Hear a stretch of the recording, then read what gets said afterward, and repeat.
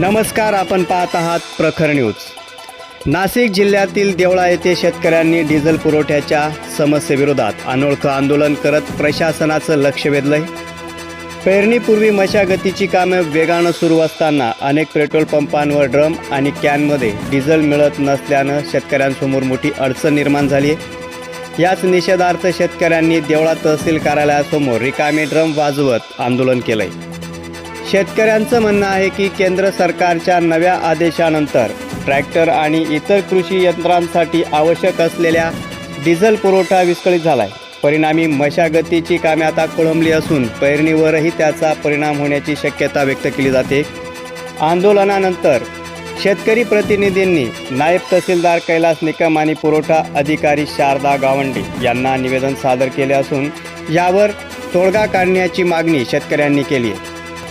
दरम्यान पेरणीचा हंगाम तोंडावर असताना डिझेलचा प्रश्न अधिक गंभीर बनत असून प्रशासन या मागण्यांवर काय निर्णय घेतं याकडे आता सर्व शेतकऱ्यांचं लक्ष लागले।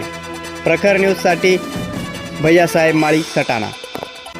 शेतकऱ्यांना डिझेल द्या, डिझेल द्या, डिझेल द्या, शेतकऱ्यांना डिझेल द्या। असं कसं देत नाही, घेतल्याशिवाय राहत नाही, असं कसं देत नाही, घेतल्याशिवाय राहत नाही। डिझेल द्या, डिझेल द्या, शेतकऱ्यांना डिझेल द्या, डिझेल द्या, डिझेल द्या, कॅनमध्ये डिझेल द्या।